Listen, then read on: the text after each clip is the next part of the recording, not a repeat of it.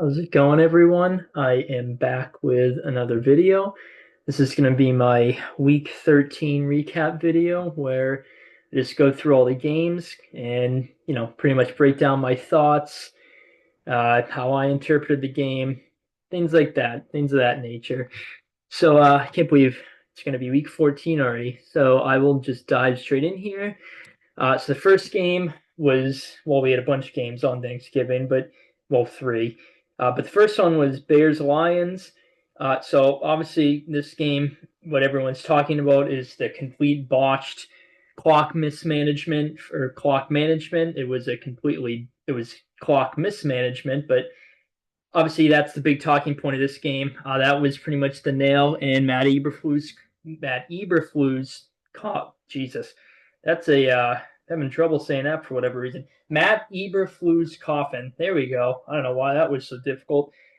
So yeah, this is pretty much the nail in his coffin. The botch at the end of the game there with the holding on to the timeout, which this might be maybe a bit of a controversial take. I actually understood his logic and would have done a similar thing, but so basically his logic, and this is the part I agree with, is he so Caleb Williams got sacked. It was 3rd and 20. I believe there was about there was 20 something seconds left when Caleb Williams got sacked, I believe.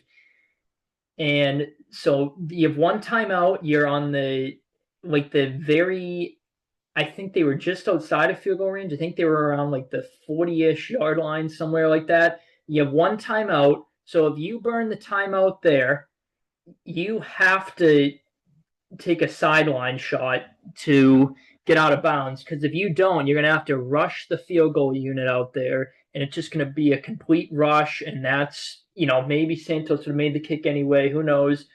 But that is not what you want to do, especially with all the issues their kicking unit has got in the past couple of weeks with the blocks that they've hit against them, kicking field goals and extra points. So I understand the logic there. If so, he wanted to. Well, he did. He hung out. He hung on to his timeout there, and his hope was Caleb was going to get the guys up there, do a quick play, and get, I don't know, a couple extra yards, like 5, 10-ish yards, and then burn the timeout. Because obviously the timeout you can take a shot inbounds and you don't have to get out of bounds. You can just burn the timeout. So Matt Eberflus is thinking, I don't want to use the timeout now. Because if I do, the Lions know we're gonna have to take an out of bounds shot to get out of bounds. There's not going to be enough time to take a get the field goal. Well, there might be enough time to get the field goal unit on there, but it's going to be a complete rush. My special team's been having some issues kicking the past couple weeks, some blocks. So, he wanted to avoid that.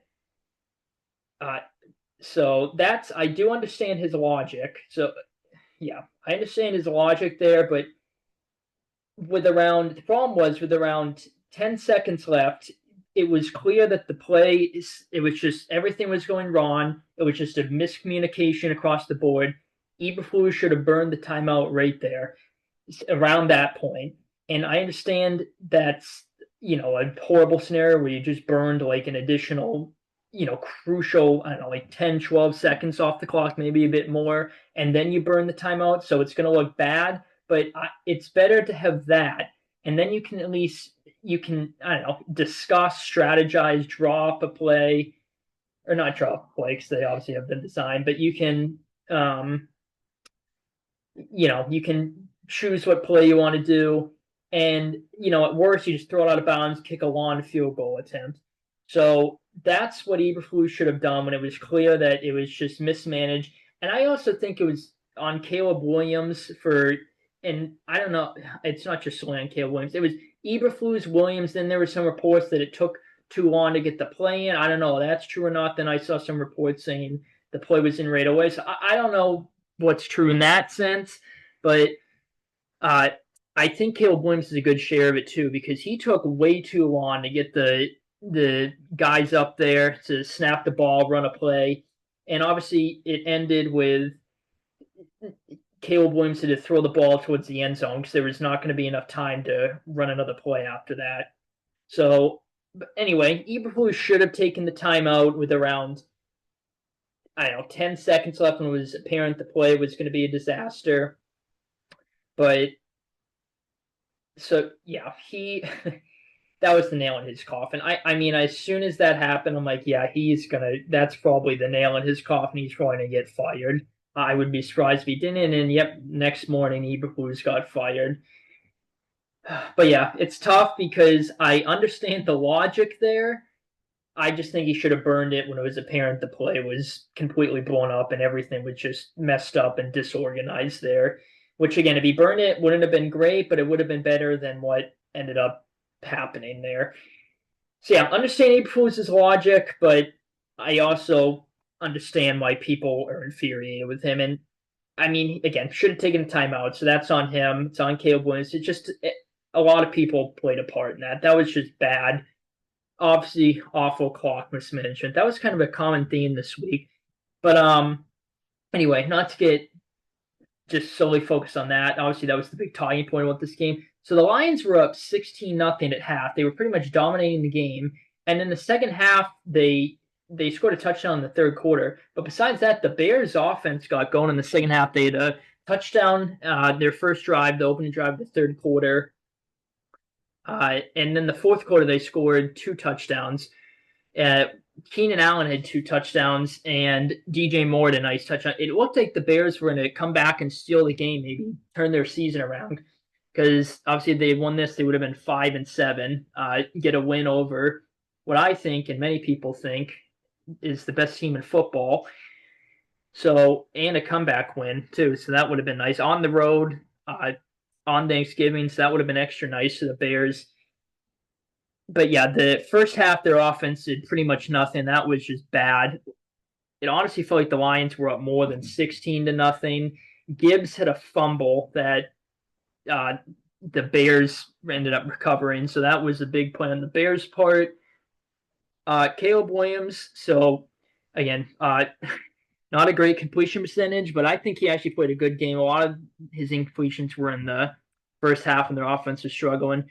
Very little in the run game. Caleb Williams was, well, him and Swift tied for the leading rusher, so that's not ideal most of the time. Yeah, DJ Moore had a pretty consistent game. Ever since the coordinator switched, DJ Moore and Keenan Allen have been having consistently good games. So I mentioned Keenan Allen, two touchdowns. He had a good game. Goff had a pretty solid game, too. David Montgomery played solid. Gibbs played solid, but he had that bad fumble I mentioned. Amon-Ra played pretty solid. Tim Patrick had two big catches. Then, per usual with the Lions, pretty even balance from a receiving standpoint there. You look at the stats here. So yeah, the Lions outgained the Bears by over 100 total yards. Again, a lot of it was in the first half. The second half, their offense stalled out a bit. Yeah, but the Lions, honestly, it felt like they were going to lose the game, honestly. When the Bears, they cut it to 3, and then they forced a punt on the Lions. I'm pretty sure they went 3 and out, and it was backed up into the Bears. When the Bears forced that 3 and out, I'm like, okay, I'm getting a little nervous here. The Bears might win this game, because I had the Lions money line in my parlay, one of my parlays. And then when the Lions punted, they backed the Bears up like within their 5-yard line, I think. And I'm like, okay, yeah, I feel pretty good about this spot now. And then the Bears ended up converting a couple first downs. They got to around midfield. They converted a fourth down. They also had a play to Keenan Allen that would have set them up, I think, like either at the 12 or like the 10, somewhere around that range, where it would have been first and goal. I think the Bears probably would have ended up winning the game there, but they had a penalty. And then a couple plays later was that obviously horribly botched clock mismanagement there. So yeah. Anyway, yeah. So Lions. Well, actually, the Bears had more passing yards, rush yards. The Lions certainly more than made up for that, though. Yards per play, Lions had 0.8 more yards per play. Lions had 8 more first downs. Actually, well, the Lions weren't great on third down, but the Bears, well, not great either, but not too bad either. Lions had 10 more total plays. Oh, yes, sacks. That was a problem for the Bears. The Lions' defense also got pretty banged up. They lost a couple guys. They're signing old or older players that used to be pretty solid, and obviously they're not as great now. I think they're still pretty solid. So hopefully that doesn't hurt them too much there. Um, yeah, penalties not great for either. Not an egregious amount. Eight's kind of up there. Six is, a little more than you like to see, but the penalty yardage is not too great there. Time session, Lions hit it for about 11 more minutes. So yeah, I think these stats are pretty telling because the Lions were kind of dominating this game, and then the Bears ended up coming back. And honestly, I mentioned, looked like they might have stolen this one to win the game, but they didn't. So I'd say these stats are pretty even. Lions 11-1. They are just looking unstoppable right now, pretty much. They're narrowly winning, so that's a good sign of a championship team. Which, unlike the Chiefs, the Lions are actually capable of blowing out teams. So, and they don't have every one of their games go right down to the wire and have it be a one-score game for the most part. So good for the Lions there. They play the Packers tonight. That'll be a great game, or at least on paper it should be. Bears, their season's pretty much over. Fired Eberflus. They named their offensive coordinator their interim offensive coordinator, the interim head coach. So then Ozzie, I'm pretty sure he passed off play calling duties to someone else on the staff. So that'll be interesting to see how the Bears play the rest of the year. But the Lions are just looking really good right now. Really good to see the Lions playing good football. Here we are. Giants Cowboys. So you just look at the score, and actually, it was close through about the third quarter, and then the Cowboys pretty much just took over from that point. The Giants were down 17 entering the fourth quarter, and right, 20 was 27-10 entering the fourth quarter, and the Giants ended up putting up 10 straight and made it interesting at the end there. The Cowboys hit a third down pass to who caught it? Who caught the ball? Blanking on who caught the pass to seal the game for the Cowboys. It might have been was it Tolbert Cooks? Honestly, I forget exactly who caught it, but they ended up converting, and they were just kneel out from there, kneel the ball. But yeah, so the Cowboys settled for a field goal on their opening drive. Giants actually went right down the field and scored a touchdown. So it's like, okay, this might be interesting. And then it was kind of punts in the second quarter. Cowboys ended up getting a pick six on a batted play. It was a great play by the defense and the DB there. Yeah, and from that point on, the Giants really struggled offensively until the fourth quarter, where I think the Cowboys were just in a full prevent for the most part. Yeah, that third quarter, the Cowboys put up 2 touchdowns, really took control of the game. Giants offense struggled for the most part in this game. Locke, looked how we expected him to probably. He did have a pretty good rushing day though. That touchdown drive, he had a big rush to get them to the 1 yard line, and then Tracy ended up pounding it in there. But yeah, Locke from a passing perspective, I guess stat line probably similar to what most people expected. Just not great, but not just like a meh performance, I guess. Yeah, rushing Locke looked good. Outside of that, Giants pretty much nothing in the run game. Neighbors, pretty consistent game per usual. Theo Johnson, he's kind of been a little under the radar a couple games this year. He had a good game, even though he just got placed in IR, I think. And pretty much nothing besides Tracy outside of pretty much outside of Tracy, nothing from a receiving perspective from the Giants. Cooper Rush, you just look at these stats, not going to be amazing, but I think he actually played pretty solid. He's been looking better and better the more time he's getting. Rico Dowdle, big story this game. He played really well. He rushed the ball very well. Turpin, he might have been the one that caught that ball now that I'm thinking about it. Turpin, he had a good game receiving. Tolbert had 2 big catches. CeeDee Lamb ended up getting hurt in this game. somewhat time in the third quarter, I think. Didn't he only came in like one play after that, I think, in the end zone, or the red zone rather. Schoonmaker, 5 catches for 33. And then, outside of that, not too much, but Cooks ended up getting a touchdown. Get the team stats here. I think these stats are pretty telling of how the game went. Cowboys had more total yards, passing yards, rush yards, and more yards per play. So, yeah, I think that's pretty telling of how the game went. They had more first downs, better on third down. They had more total plays, less sacks allowed. The Cowboys defense ended up getting 6 sacks in this game. So that was impressive. Penalties not good for the Giants, obviously. Not fantastic for the Cowboys, not awful either. I think a lot of them came on a PI call late, if I remember right. Maybe I'm thinking of a different game. Time possession close to even. Cowboys had it by about 3 more minutes. Won that battle. What else? I was going to say something about this game. Yeah, Cowboys are, well, actually the Giants season's over, but the Cowboys are, that's 2 in a row now, and they're, people are starting to talk. The Cowboys going to make a playoff push. Micah Parsons said they're heating up. They're going to push to the playoffs. I don't think the Cowboys are going to make the playoffs, but who knows? They are, the past 2 games, they've looked pretty solid. Obviously, the Commanders were very much struggling offensively. Not this week, really, but they were struggling offensively, and the Cowboys ended up winning that game. And now, the Giants are just terrible this season. Cowboys ended up taking care of business. So, maybe not the most impressive wins, but still 2 wins and division games. I guess the Commanders one is pretty impressive, but again, they were kind of struggling going into that game. But yeah, I don't think the Cowboys are going to make the playoffs, but who knows? Maybe they get hot. Yeah, I guess this game probably went how most people expected. Dolphins Packers. So the Packers dominated this game from start to finish. They were up 14-0 at the end of the first quarter, and that's pretty telling, I think, how the game went.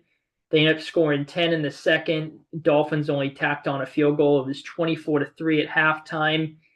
The Dolphins ended up making a push like sometime in the third quarter where they scored. They got a 2-point conversion. And then the fourth quarter, they were, so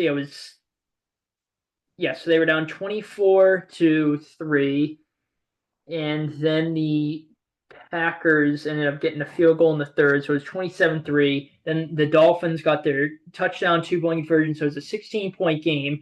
And the Dolphins defense forced a stop on the Packers, and they ended up working the ball to the red zone, and they had all the momentum in the game. Then they got stopped. I think they were at the 1 or 2 yard line, and they ended up getting stopped. They passed it, but the Packers defense, ended up stopping the Dolphins offense. 4 straight plays there.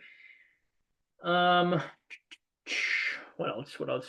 Yeah, and then the Packers just from that point on pretty much took control of the game. Dolphins ended up getting a touchdown. They're on 3.5 minutes left to make the score look a bit more respectable.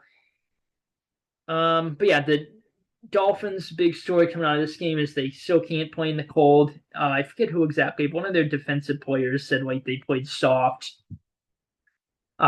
Tua, if you just look at the stats here, it's a really solid game from Tua, but again, a lot of it came when they were down big. Packers might have been in a prevent type defense there. Pretty much nothing in the run game. Jonnu Smith went off in this game.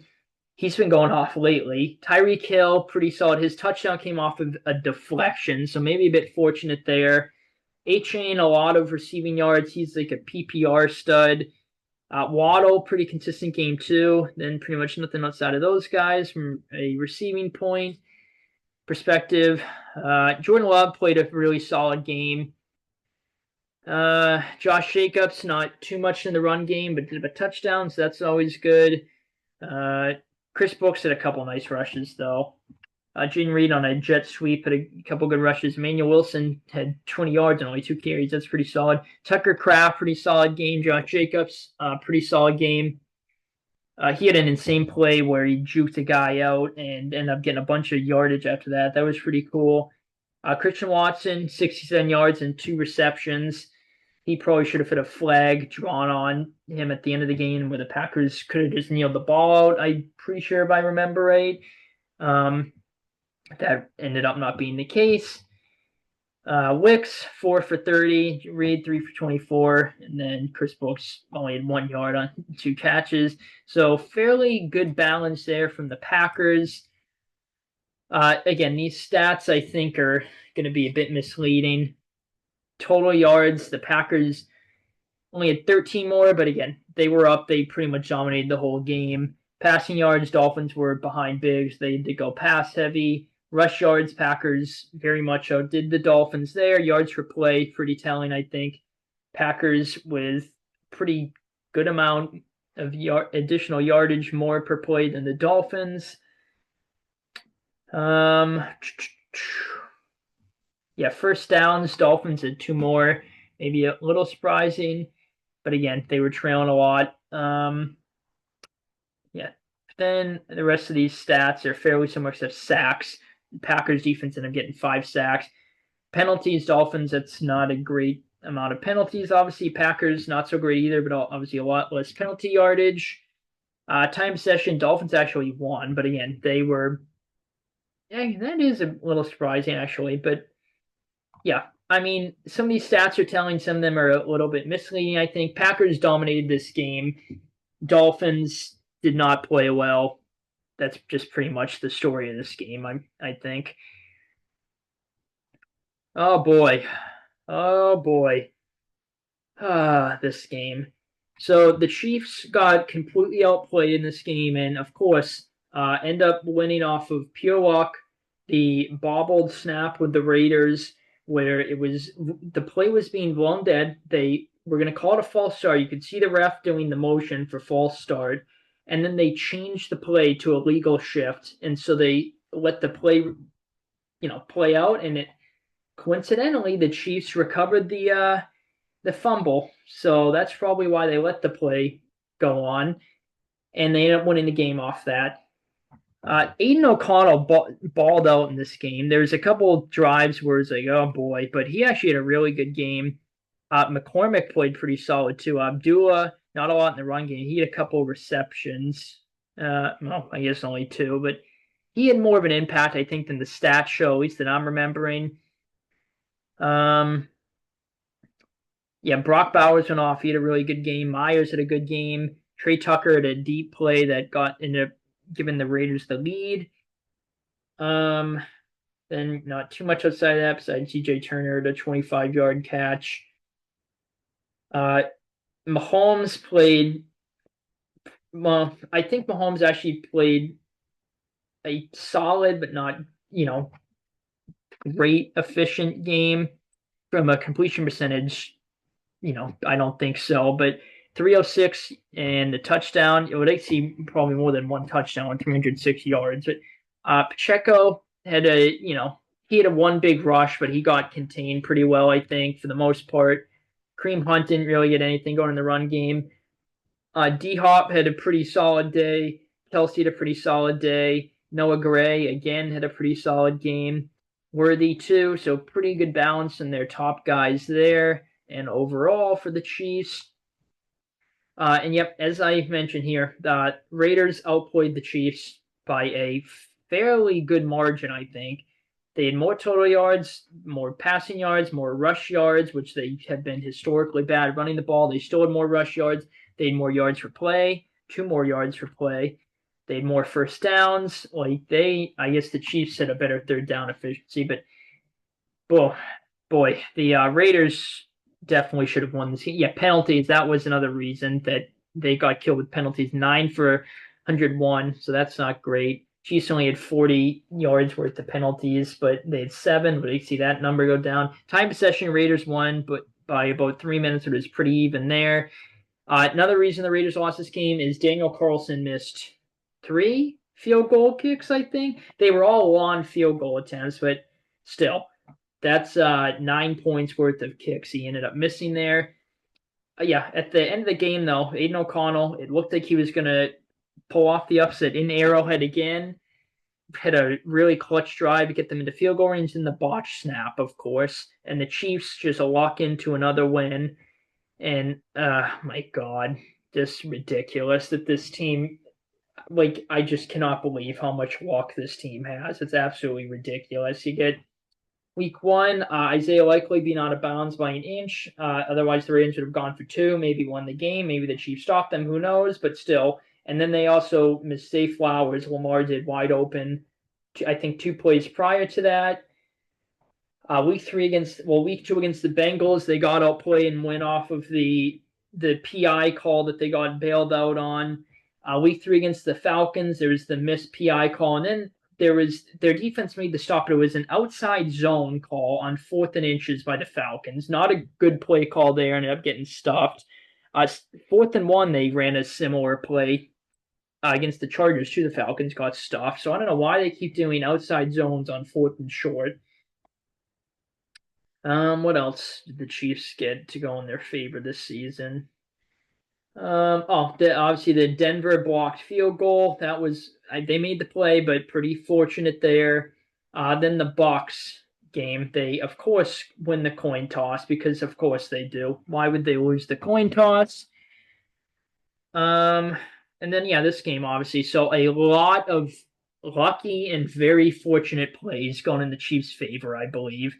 The good thing is, see, with this team, who knows? They have so much luck, but I'm going to have to imagine the Chiefs' luck starts to run out soon. And they start, I honestly think they're going to go into the postseason on a not necessarily like losing a certain amount of games in a row, but I think they're going to finish with a not so great, well, like not overall, but I think like when I mean their last like 5 games or so, I think they'll be like 2-3 and they're not playing great and they kind of go into the playoffs not playing great football. Like I think they're probably going to lose to the Steelers, the Broncos. Honestly, I can even see the Browns beating them. I think they're going to lose to the Chargers too this week. Spoiler alert for my picks. And yeah, did I mention the Texans? And the Texans are playing pretty bad too, but I could see the Texans beating them. Who knows? But yeah, Chiefs just Raiders outplayed them. Chiefs per usual get bailed out, get a lucky play to go their way. Hopefully their luck just runs out soon, but who knows? Who knows? Speaking of the Texans, so this game, well, I guess I'll address the hit on Trevor Lawrence first. So I actually don't think it was bad, but I don't think it was as bad of a hit as a lot of people are making it out to be. Like, I don't think it was warranted a 3-game suspension. I don't think that was warranted. I guess maybe he had a history of Alshire had a history of, or has a history of kind of late hits and maybe some dirty plays. So that I think played a factor into it. And I think the statement the NFL Players Association, their either VP or president made, said something along those lines. But Lawrence slid pretty late, so that and Tom Brady talked about it. When a quarterback slides late, it's just hard for a defender to pull off of trying to hit him. And defenders, Tom Brady mentioned it, they try to tackle aggressively and just play aggressively. And just because they're a quarterback, maybe they're running, so maybe they shouldn't get the rights, extra rights just because they're a quarterback. I don't know though. I don't think it was bad as people are saying, but it definitely was obviously not a good hit. The brawl after that was obviously pretty bad. And poor Lawrence is like freaking motionless on the ground when this is happening. He ended up getting up. He I think he's okay for the most part, but they put him on IR, so he's probably going to be out the rest of the year. So it looks like it's going to be Mac Jones' season in Jacksonville the rest of the year. But yeah, not a great hit, obviously. You don't want to see that, but I don't think it was as bad as a lot of people are making it out to be. CJ Stroud had a pretty solid game, bounce back game. Joe Mixon had a good game. Collins, per usual, had a good game. Schultz, pretty consistent too, pretty good game. Well, pretty consistent this game. I mean, he did have a touchdown that was pretty clutch for them. Then outside of that, not much from the the Texans standpoint Jesus, I'm all over the place. From the Texans, from a receiving standpoint, yeah, Trevor Lawrence was not playing too great. When he was in there, he hit a pick that wasn't very pretty. Mac Jones actually looked pretty solid when he came in. They were down late. They were down or big. They were down, I think, 23. Yeah, it was 23-6 and in the fourth quarter, and they ended up putting up 14 straight to come within 3 there. And then the Texans ended up icing the clock out, milking the clock. Joe Mixon got a first down that helped put the game away. Rushing, not too much in the Jags. ETN only had 3.5 yards a carry, 46 yards. Not too much going there. Parker Washington looked pretty good when Mac Jones came in. Brian Robinson had a pretty solid game. Ingram, too. Pretty good balance there from the Jags. The receiving core. Looking at the team stats here. Yeah, Jags actually outgained the Texans. The Texans, I mean, this was definitely their best game, I think, in a couple weeks, maybe besides that Dallas game. But they, again, up 23-6 against a bad Jags team. And I know the Jags are a little sneaky division game, but it probably should not be coming down to needing to get a couple first downs to chew the clock out when you're up 23-6 against a team that was 2-9 entering this game, and their starting quarterback ended up getting hurt in the game. So definitely a lot of glaring flaws on the Texans to clean up still, even though they won. But yeah, Texans had more rush yards and mushing. The only thing they had more than the Jags in these 4 categories is rush yards. Maybe a little surprising there. They only had 1 more first down. They each had 5 third down conversions, but Texans on a little better efficiency. Yeah, a lot of these stats are actually pretty close. Good thing is the Texans, I think they've been I think they were the second most penalized team in the league going into this game. They only had 3 for 15. So that's a really good sign for the Texans there. Time possession, Texans won by about 5 minutes. It was pretty close. Pretty close to even. Yeah, so maybe these stats are a little surprising, but maybe a bit misleading because the Texans were they were leading pretty much the whole game after the first quarter, even though it was only 6-3 at halftime. But in the second half, the Texans just took control and Jags made a late push, but Texans ended up obviously holding on to win the game. They very much needed this win. So good for the Texans, but still a lot to clean up there. Oh boy, let me take a sip of water before I talk about this game.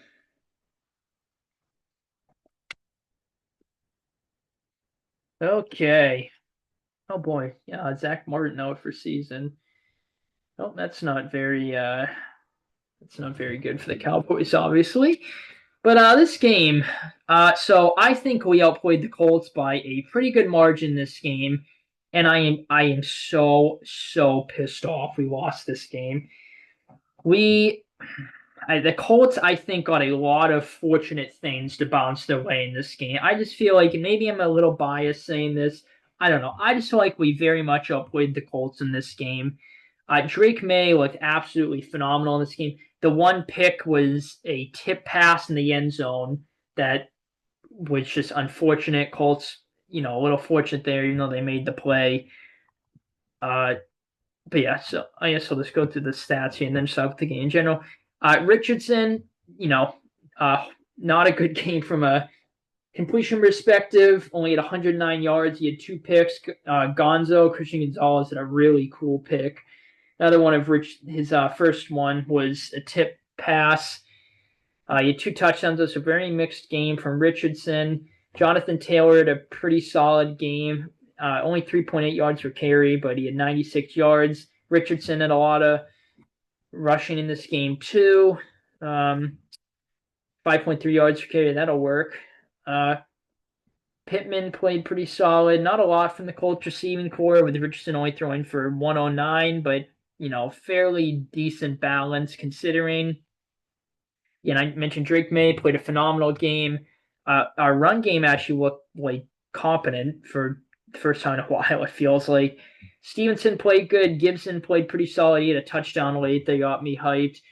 May played great rushing. He had a bunch of lawn rushes. We even got Kendrick Bourne and jet sweep, if I remember right.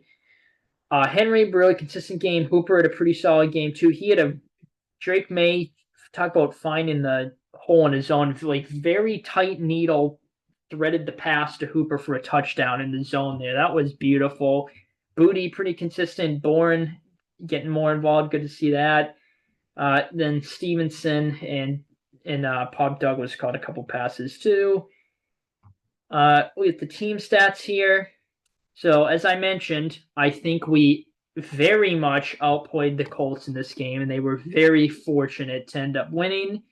We had, yep, we had nearly 200 more yards, well, sort of 200 more yards than the Colts. We had more than double their passing yardage. We had more than, we had more rush yards. We had more yards per play, over 2.1 more yards per play.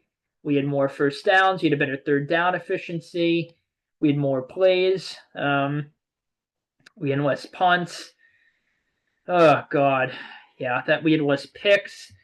Yeah, we won the time possession battle, even though not by a wide margin, but a pretty decent margin. I think penalties are what killed us. Uh, the last drive of the game, so we picked off Richardson. We were up 7. I thought we were going to end up winning the game there.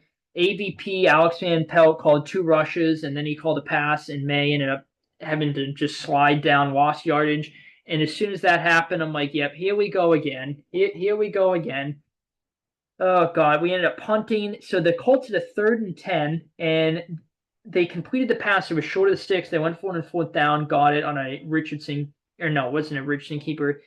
Richardson ended up passing to get it there, but it looked like the pass was incomplete and Mayo didn't challenge. So that pissed me off there because it would have been 4th and 10, and the Colts had I want to say there was around like 3.5 minutes left in the game. The Colts' last drive that ended up winning the game for them was like 6 minutes and change. It was a pretty, not horribly long drive, but well, not horribly, but I shouldn't have said horribly.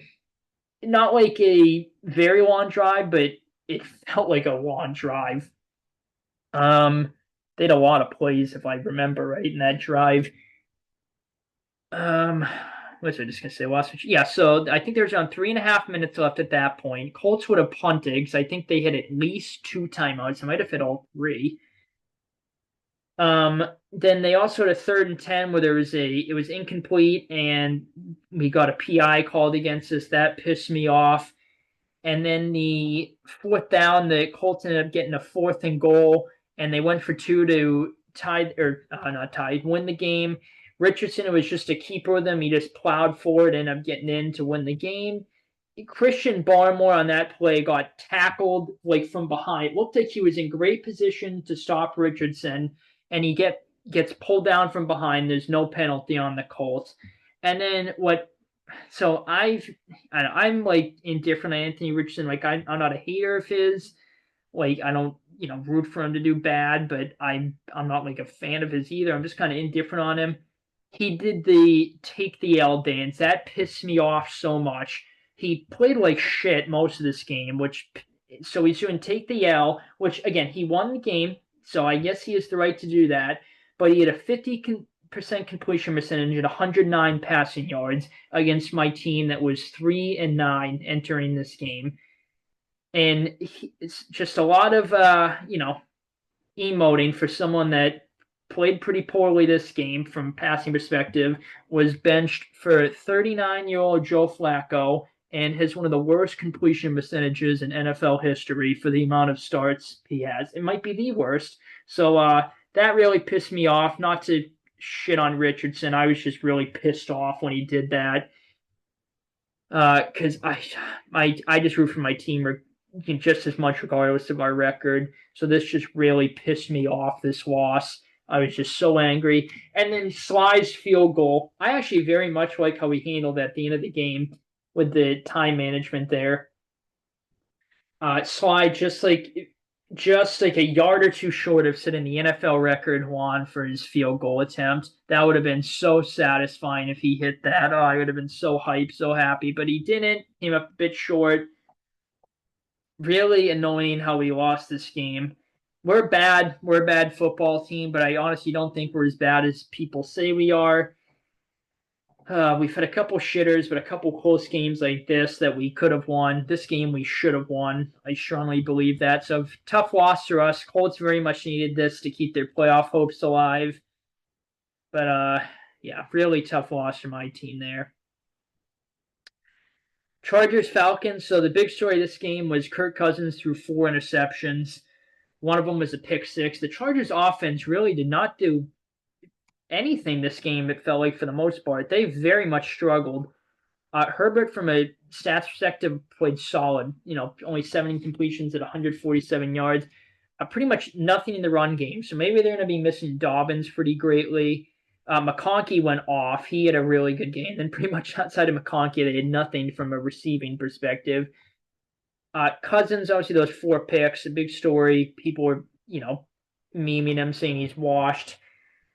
So obviously that's the big story of that game. Bijan had a pretty solid game. Algier didn't really do too much. And then obviously outside those 2 guys, pretty much nothing in the run game.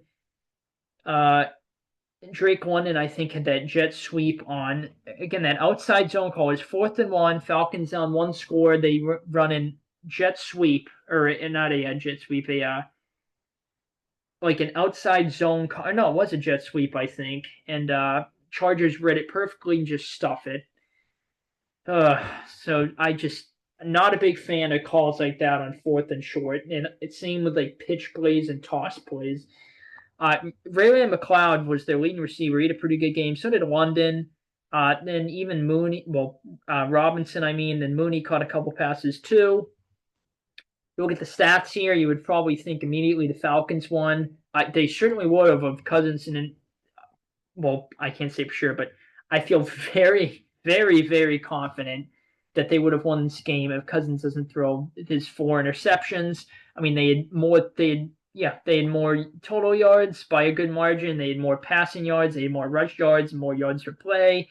They had 14 more first downs. Not a great third down efficiency for either team, but yeah, they had a significant amount of more plays than the Chargers. 31 more plays than the Chargers. And they sacked Herbert 5 times in this game. Pretty good. The Chargers had 7 penalties, but only for 33 yards. So obviously the number not great, but yardage for penalties pretty good for both teams. Falcons only get 2 for 10. The Falcons also won the time of possession battle by about 11 minutes, a bit more than that, almost 12 if you round up 10 seconds to the Falcons. So the Cousins 4 interceptions was definitely the turning point of this game. So I've mentioned it throughout my videos. I've been very impressed with the Chargers defense. I'm a big fan of what Jesse Minter has done with this defense. I liked him. I'm not a big college football guy, but I always liked Jesse Minter at Michigan. I'm a Michigan fan because of Tom Brady. So Michigan's kind of been my college team. And I like Jim Harbaugh even before Michigan, but Jim Harbaugh, obviously Michigan, so I like Jim Harbaugh too. I've been very thoroughly impressed with their defense. One point about this game, so the pick 6 Cousins had, the Chargers just a really clever defensive coverage there. They just baited Cousins into the throw. And then late in the game, they ran a similar concept, and the DB for the Chargers was right on the pass, and the Falcons ended up catching it. I forget who caught it, but they caught it for an extra couple yards, but it was narrowly another interception. They baited Cousins with a similar scheme that they ran on the pick 6, and they nearly got him again. They might have.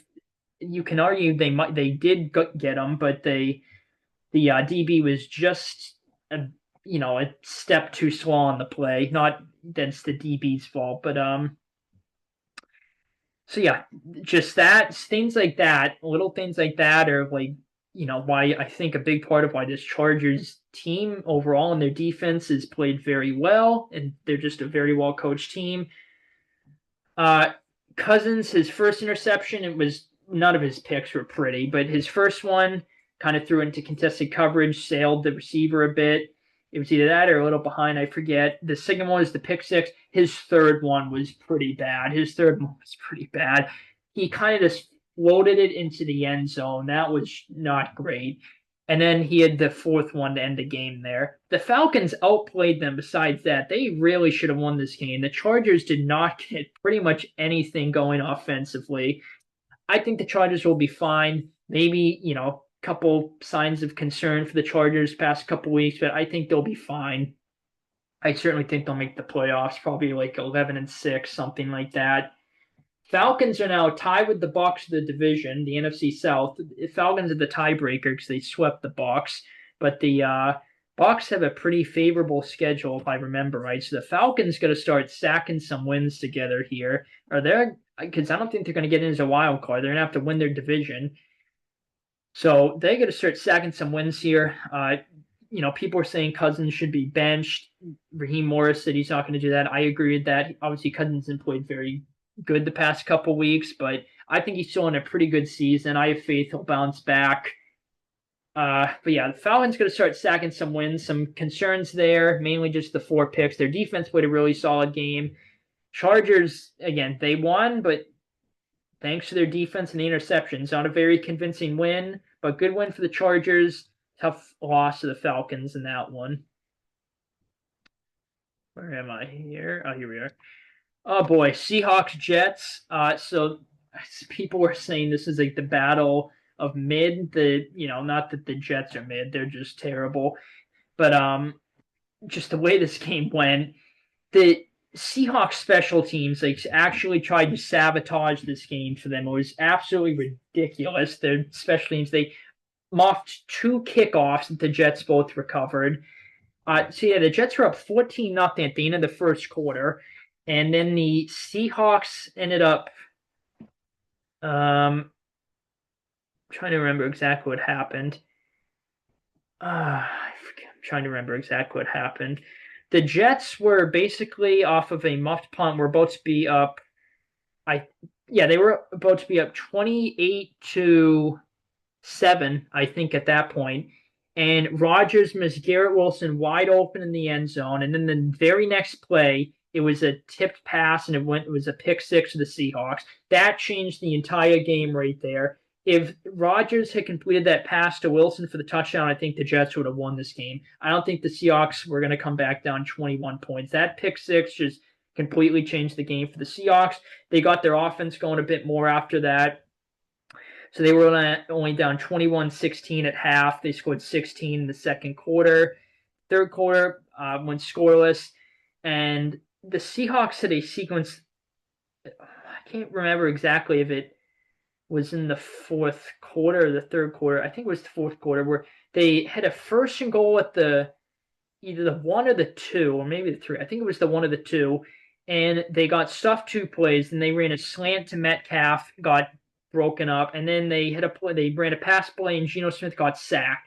So from right there, I'm like, the Seahawks, just even though they've been winning, there's moments during these games where it's mostly their offense. It looks like their offense is trying to give the other team the game. But very evident with the Rams game a couple weeks ago. The Seahawks defense just keep them in it, and the Seahawks just their offense kept turning it over. Last against the Niners, their offense was not playing too great. Their defense is keeping them in the game up until late, that clutch drive. The Seahawks are pretty clutch, though, offense. When they need to score, they do. So that's a good sign. But, Seahawks ended up scoring in the fourth quarter, got that touchdown. Then their defense on 4th and 1, Rodgers had an incompletion. They sacked him prior to that. So the defense stepped up to win the game. After that first quarter, the Seahawks offense woke up. Geno Smith, I think, had a pretty solid game. Not too much from a rushing perspective, but Kenneth Walker, 3.1 yards per carry, at 49 yards. Not great, but not horribly inefficient. JSN had a good game. He had a clutch catch on 4th down. Metcalf had a pretty good game. He had that catch that set the Seahawks up at the goal line there, and then they had that botched sequence. They got stuffed. I just was breaking down. Pretty decent balance from the Seahawks there from a receiving perspective. The Jets, obviously Rodgers, I don't think played very great. He had those 2 touchdowns. the Jets were like red hot early. That's where most of Rodgers' stats came from. Then after that, they really faded. The second half, they scored zero offensively. Although it did look like they might have gone down the field and scored a touchdown to win the game. It looked like they might have gone down the field to score a touchdown to win the game at the end. They had a fourth down conversion to Adams. I'm like, oh, here we go, vintage Rodgers drive, and then obviously that ended up not happening. Breece Hall had a pretty good game, 5 yards per carry. Nothing outside of that from a rushing perspective. Adams had a pretty solid game. Garrett Wilson, pretty solid. Conklin got a bit involved, and outside of that, not too much from a receiving perspective for the Jets.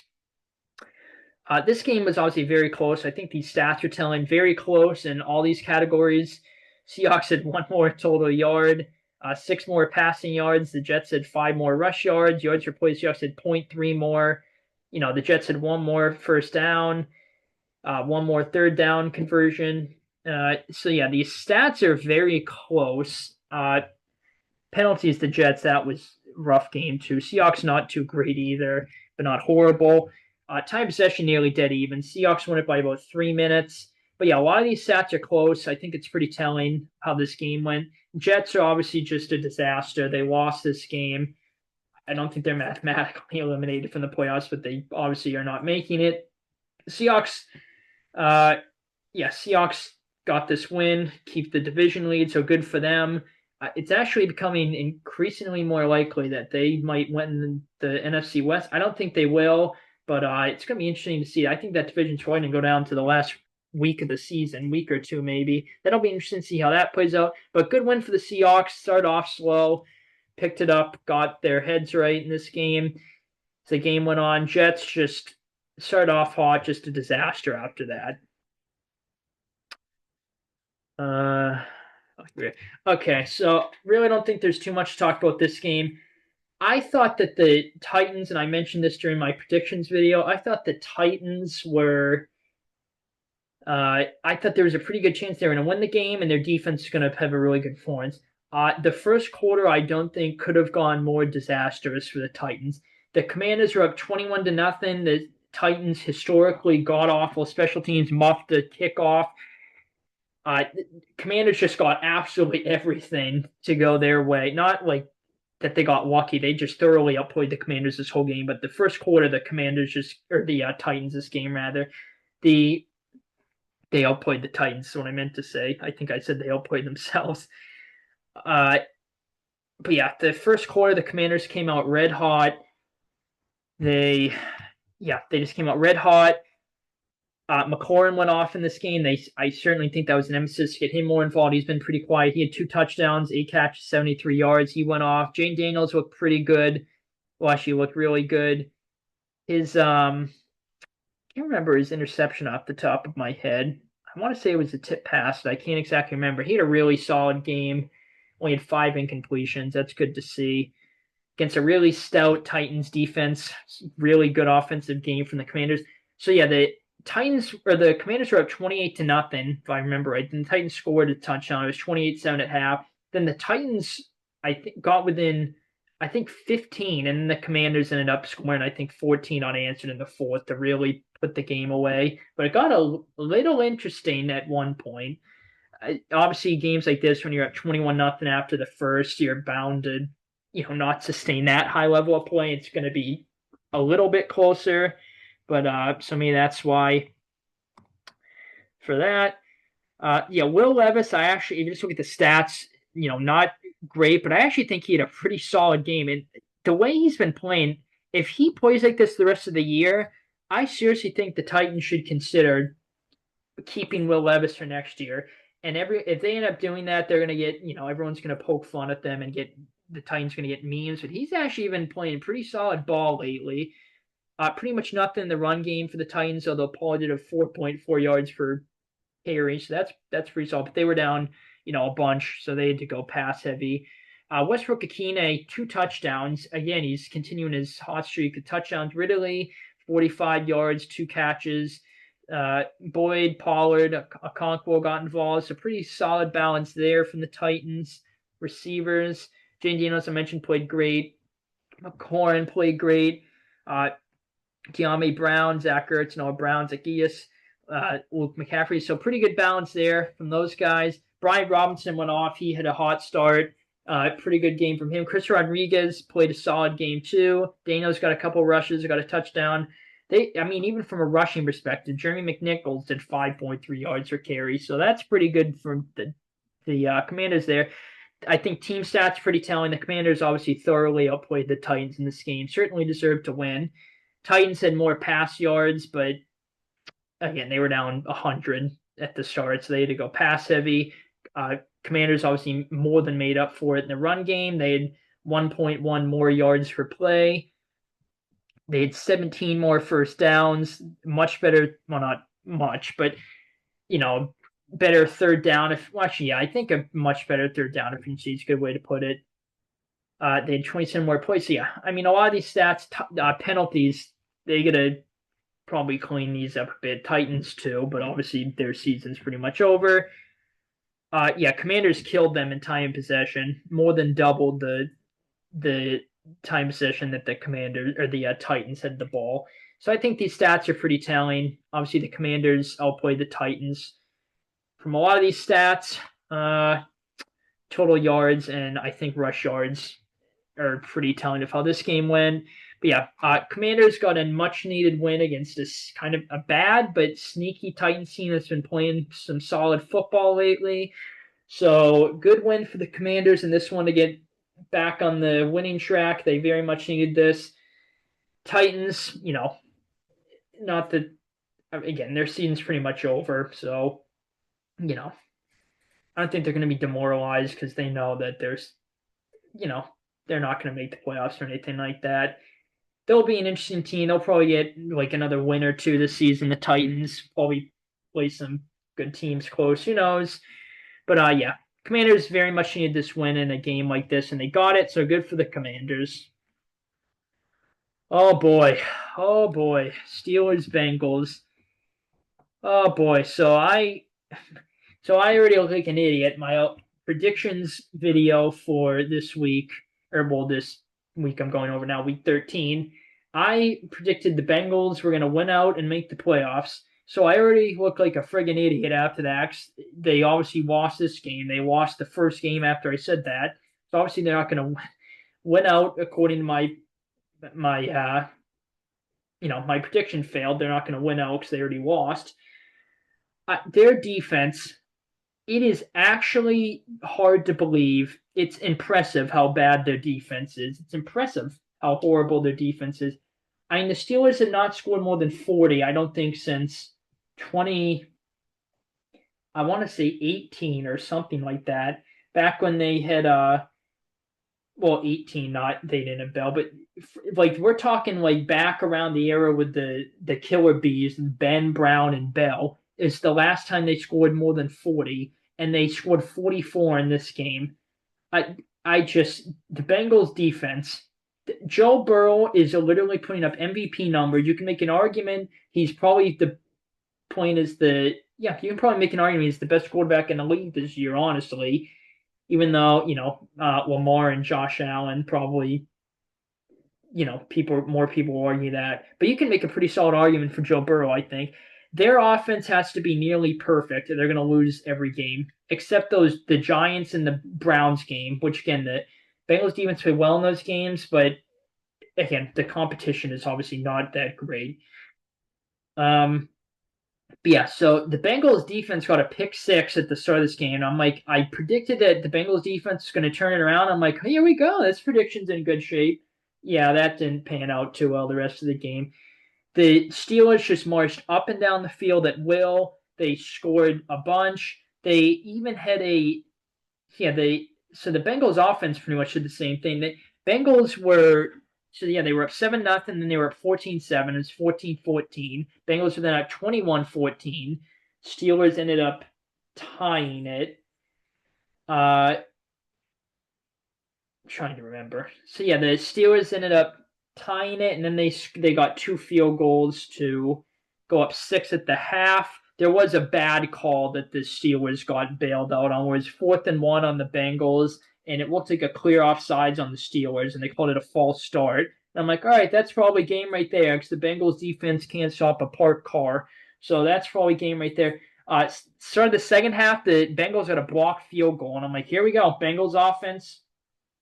And then I think Joe Burrow, that's the drive after he got strip sacked. And see, and then yeah, the Steelers were up. They scored a touchdown after that, if I remember right. Um, yeah, they scored a touchdown there. I'm trying to remember exactly what happened. And yeah, the Bengals. No, okay. So after that field goal block, the Bengals got a field goal themselves, and then I think the Steelers got a touchdown, and then Joe Burrow got strip sacked. I think. Um, yeah, that fourth quarter there was a Joe Burrow ended up throwing a pick. It was deflected, wasn't really too much on Burrow, and he also got strip sacked, and the Steelers ended up recovering it, running to the end zone there.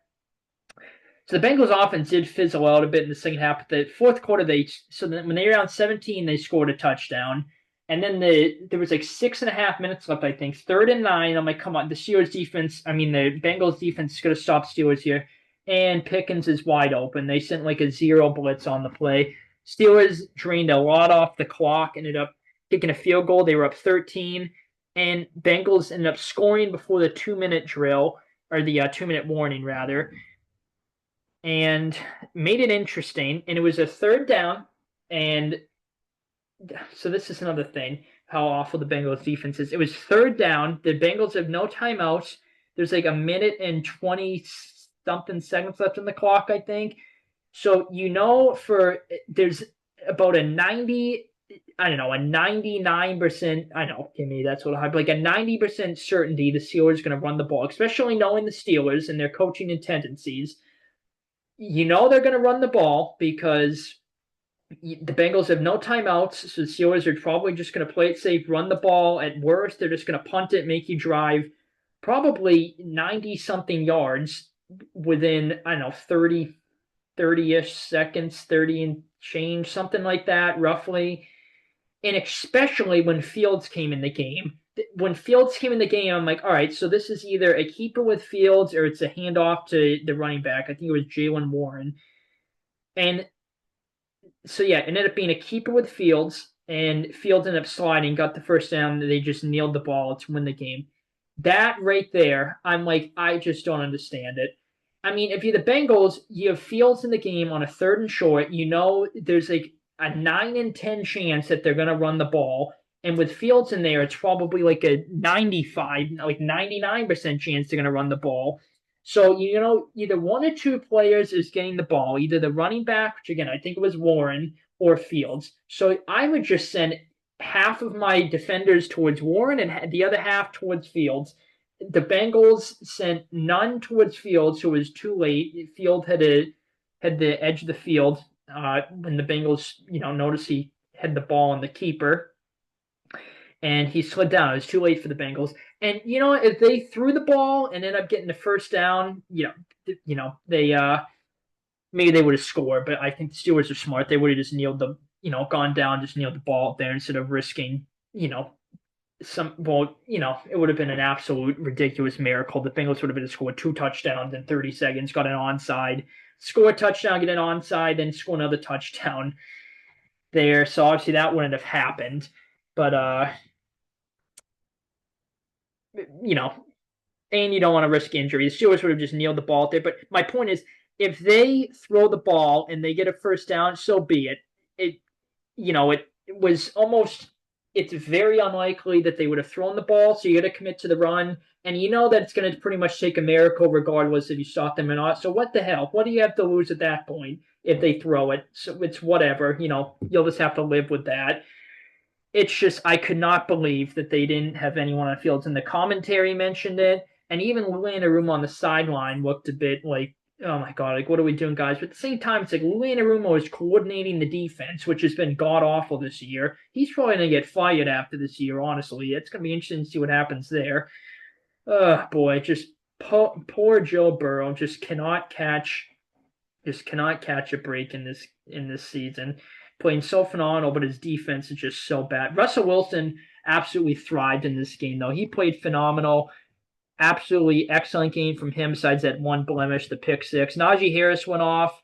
Not too much outside the run game for the Steelers there. Pickens had a good game. Freiermuth had a good game. Warren had a good game. Pretty much every one of their receivers on the friggin' roster had a solid game because of how terrible the Bengals defense is. Burrow had a pretty good game too. I wouldn't say phenomenal because they did stall out at one point in the game. For the stats here, it's a pretty phenomenal game. It looks like Chase Brown had a good game. Nothing really outside of that. From rushing perspective, Chase played good. Higgins played good. Again, the Bikasicki, Yoshi Vosh, Brown, Hudson, they're even getting Drew Sample, 2 catches. So pretty good balance in the Bengals there and their receivers. Again, 520 total yards for the Steelers, just absolutely abysmal for the Bengals defense. Oh boy, they more pass yards, they more rush yards, more yards, almost 8 yards per play for the Steelers. That is how awful the Bengals defense was. They had 3 more first downs, but actually the Bengals had a better their down efficiency marginally, but yeah, 11 penalties for 101 yards. Steelers weren't that great either. 9 for 103. So both teams could have cleaned up the penalties there. Bengals, I think, were the second least penalized team going into this game too. So that maybe is a little surprising. Which how bad their team has been defensively, you'd probably expect them to not be one of the least penalized teams, but they are, I think. Time possession pretty close here, but the Steelers won it by about 3 minutes ish. 2, I guess, if you round up for the Bengals there, around there. But yeah, Bengals, they're not mathematically eliminated, but they're obviously going to need to win out and have, the Colts, Broncos, and Dolphins start losing. So that's, very, very unlikely they make the playoffs, which is very unfortunate. I look like a friggin' dingus picking them to win the friggin' Super Bowl this year. I knew it was a bold pick, and it was probably a risky pick. And I just, even going into the year, I thought this version of the Bengals is going to be maybe a little less of what we've seen the past couple years. But their schedule looked very favorable to me. I thought Burrow was going to have a good year, and I thought their defense is going to have, a half decent year, at least a solid year, not nearly as bad as it's been. And I was just very, I thought they wouldn't do much better than they are this year, like most people thought, I think. I just thought their schedule was favorable, and then in the playoffs, they played their best ball. I thought they were going to go on a run there. Honestly, I had them and the Lions in the Super Bowl. At least my Lions making the Super Bowl is obviously very alive still. Well, that looks like a pretty solid pick right now. But when I was determining them and the Lions, I was like, okay, it's probably very bold to pick the Bengals over the Lions, but I was thinking about it, I'm like, yeah, I don't know. I feel the Bengals a bit more, look like a friggin' idiot doing that now. They're going to, I honestly still think they have a chance to win out and finish 9-8. They don't play the greatest competition for the next couple weeks. They play the Broncos and Steelers. I think those are the only teams they play that are above 500. But yeah, anyway, not to get too ahead of myself. Bengals, their season's probably pretty much over. Steelers, good bounce back win after not a great performance against the Browns.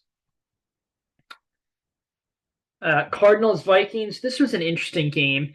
Defensive battle, kind of field goal heavy game.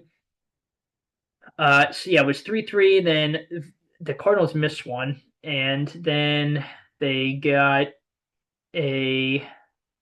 another field goal, and I think the Vikings got a field goal, and then the Cardinals got a field goal. So it was 9-6 at the half. Cardinals ended up scoring 10 straight in the fourth quarter, if I remember right. And so they were up. Wait, hang on. Let me remember here. Hang on, let me think.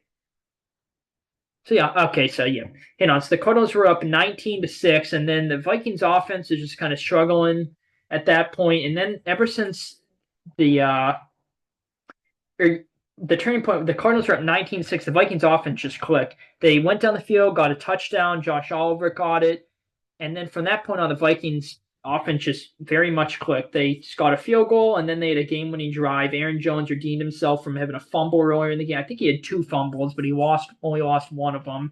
Fumbling's kind of been a concern for Aaron Jones. Maybe it's just every Vikings player's fumble issues for whatever reason. It seems like the past 2 years. Then yeah, the Vikings defense stepped up, picked off Kyler on the last drive. Vikings defense played pretty solid in this game. I think both defenses played pretty solid. Cardinals were up in this game, probably should have won. They probably are pissed off they lost this game, especially the Seahawks winning. They're now a game back in the loss column of leading the division. Kyler, I think, had a pretty solid game, but not great game. I think this is a pretty fair stat line. James Conner had a pretty solid, pretty solid game. Kyler had a pretty solid rushing day. Not a lot of yards, but about 7 yards per carry. Magic number of 6.9, of course. Nothing outside of that, really. McBride had a good game. Marvin Harrison had a good game. Marvin Harrison Jr., he had a touchdown, too. If a play-action play, it was pretty good. Michael Wilson had a good game. Then, not too much outside of that from the Cardinals. Darnold, I think, had a pretty solid game. Aaron, then, pretty much nothing outside of, or nothing in the rushing game. Sorry, I'm waiting on my text here as I'm talking. Pretty much nothing from a rushing perspective from the Vikings. Darnold had 4 rushes for 22. He was tied for their leading rusher with Aaron Jones. So that's usually a problem. Jefferson had a good game. He got involved more so in the second half. He's been a bit quiet. Teams have been trying to take him away lately, it feels like, but he went off in the went off, but he had a good second half. Jordan Addison played good too. Hawkinson, Johnny Munn, Jalen there. So pretty good balance in the Vikings there. Again, the Cardinals probably, I felt like they outplayed the Vikings. They were in control. Even when it was tied early on, it felt like the Vikings were getting a little outplayed. They just didn't look too great. Looked a bit flat, maybe. Cardinals looked like they wanted this game more. They were outplaying them. So I think the total yard stat is kind of telling of that. Cardinals also had more passing yards, more rush yards. Vikings they had 0.1 more yards per play, so pretty much cancels out that category. Cardinals had 6 more first downs than the Vikings. They were better on third down efficiency. The Vikings only had 1 third down conversion. They had a lot more total plays than the Vikings. They had 16 more total plays than the Vikings. Nope, just kidding. I can't do math. 26, I can't do math. Sacks, that was a problem too for the Vikings. Darnold got sacked 5 times. Penalties only 3 for the Vikings at 56 yards. So obviously that they want to clean that up a bit. 10 for 96, the Cardinals. They certainly want to clean that up. Time possession, Cardinals won by about 11 minutes. So that's pretty good for the Cardinals. The 2 picks by Kyler were, the second one was kind of just a 4th down, heave it up, game on the line. One, hope my receiver can make a play. His other one was when the Vikings, they scored a touchdown and the Vikings picked him off. I'm like, okay, yeah, I have a feeling like the Vikings are going to come back and win this game. So Cardinals felt like they probably outplayed the Vikings in this game. So they're going to be pissed off if they lost. Vikings come from behind win. They are just really clutch, just a clutch team, the Vikings. So good win for them. No one is talking about the Vikings. I don't think they're as good as the Lions or the Packers, even though they beat the Packers and have a better record than the Packers. They're a game up on them. And I think there's, I don't know. No one's talking about the Vikings, but obviously they're one of the elite teams in the league this year. So they're talking about a sleeper team that's 10-2. It's going to be interesting to see how they do in the playoffs. Cardinals going to be kicking themselves over this game, though. Ooh, okay. Rams Saints. This was a weird game. The Rams played just a weird offensive first half. They got shut out. It was like the first time in like forever under McVay, I think. It might be ever since they got shut out in the first. I don't think ever, but it was like a long time, like years ago since the last time that happened. The Saints offense didn't really do too much in the first half. Well, really all game, but the first half they only had 2 field goals. They were up 6-0 at the half. The Rams got pretty much nothing in the first half going offensively. Then the second half, their opening drive was a long drive. They scored a touchdown. And from that point on, it just seems like the adjustments the Rams made were key to winning this game, and the Saints didn't really adjust too much. Saints, we're up 6-0. Our defense is playing lights out for the most part. Let's just keep doing what we're doing. And the Rams adjusted. So I think that might have been what happened. Uh, yeah, Rams scored another touchdown in the fourth quarter, so they were up 14-6. And then MVS got open. Carr hit him deep, and the Saints got it was actually an insane catch on the two-point version to tie it. And I'm like, are the Saints seriously going to steal this game?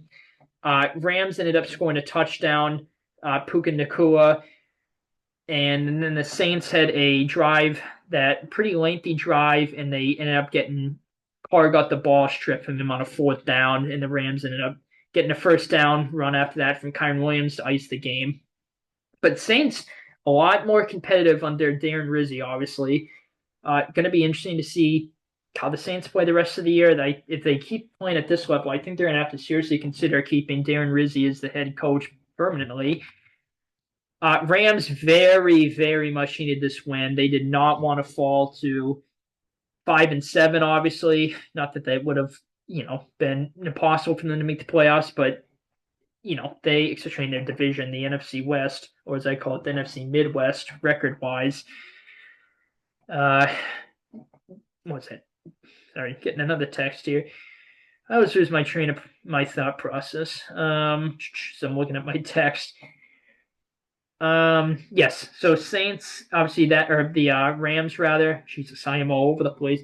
The Rams rather, this loss would have absolutely killed them from a win-loss perspective. But again, the Saints have been playing better lately, but the Rams are better than they should have won this game. They did not want to have one of their losses that they probably could marginally afford be to this team.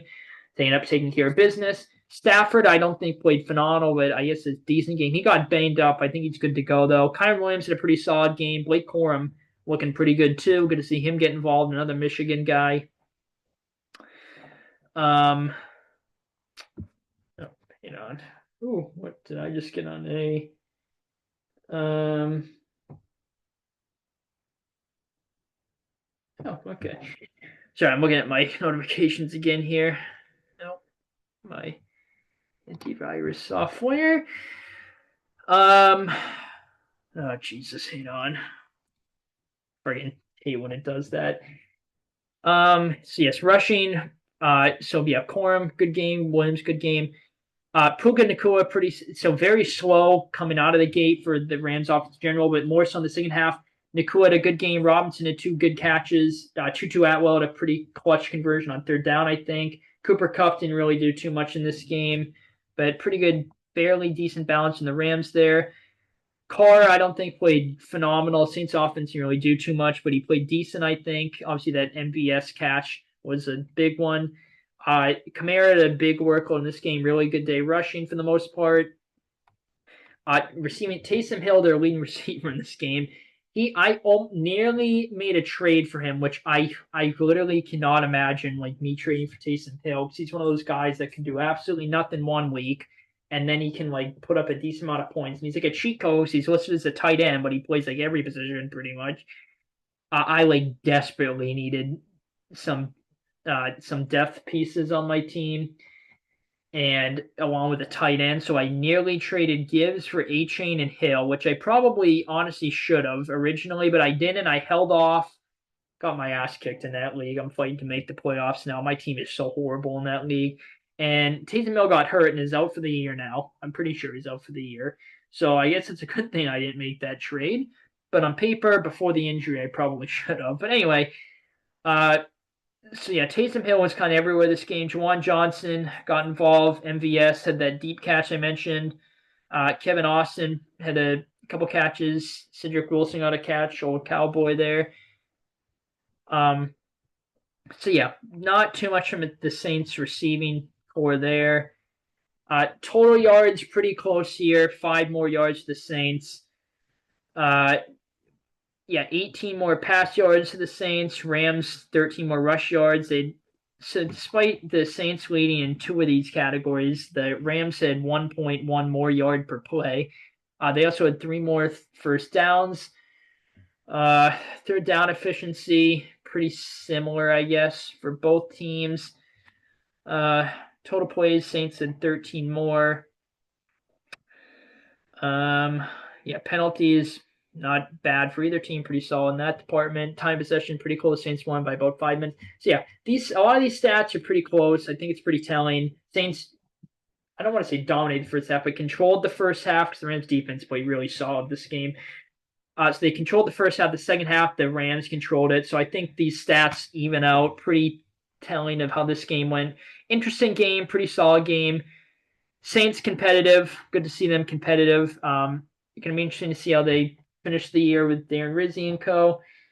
Rams, again, mentioned it, much needed win. So good for the Rams to get that win. Okay, let me get a sip of water here.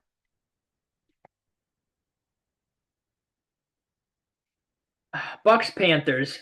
So this was a very strange game.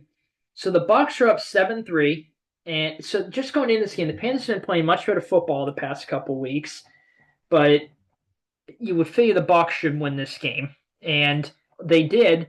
But you can make an argument both teams should have won this game. So yeah, the Bucks are up 7-3. Then the Panthers they were leading 13-10 at the half, and there was a questionable call with Thielen at the end where they had to settle for a field goal where it looked like it should have been a touchdown, and they ruled it incomplete. So the Panthers had to settle for a field goal. The third quarter, the Bucks didn't really do anything offensively. They didn't score any points. So the Panthers were up 16-10 heading into the fourth quarter. Bucks scored a touchdown. They were up 17-16 in the fourth quarter. And then the Bucks late in the game had the ball at the end zone or the red zone. They were like first and goal. I forget the exact yardage, but they were up one. It looked like they were going to put the game away. Panthers ended up stopping them, holding them to a field goal, and then Bryce Young had a really clutch drive, got them a touchdown to Adam Thielen. They were up 3 with like 20-something seconds left, and the Bucks ended up having a clutch drive with Baker, who he got hurt in this game. He had a brutal sack where he got like his head friggin' slammed down, and he was like hurt for a minute, but he came back in. I like Baker Mayfield. I really like his play style and his character, his grittiness. His super tough guy. So he's like one of the toughest guys in the league, I think. So I was good to see Baker get into field goal range. They ended up tying the game. Overtime, Bucks got the ball. They went down the field, and McLaughlin ended up missing a long field goal. And then the Panthers got into field goal range. It looked like they were going to steal the game. And, Bucks at that point were probably like just pissed off. They were going to lose the game to the Panthers in a, scenario where they could have, if they won, they're tied with the Falcons. Again, the Falcons had the tiebreaker because they swept the Bucks. They would have been tied for the Falcons with 6 losses, same exact record for both teams. The Falcons would have been up on the Bucks. Wait, hang on. Okay, hang on. So the Bucks were probably thinking. Sorry, I lost my thought process again. I'll look at my friggin' phone. So the Bucks probably thinking, okay, yep, we just blew this game. Instead of being tied in the win column, we're now a game back of the Falcons in the win column. And then Chuba Hubbard.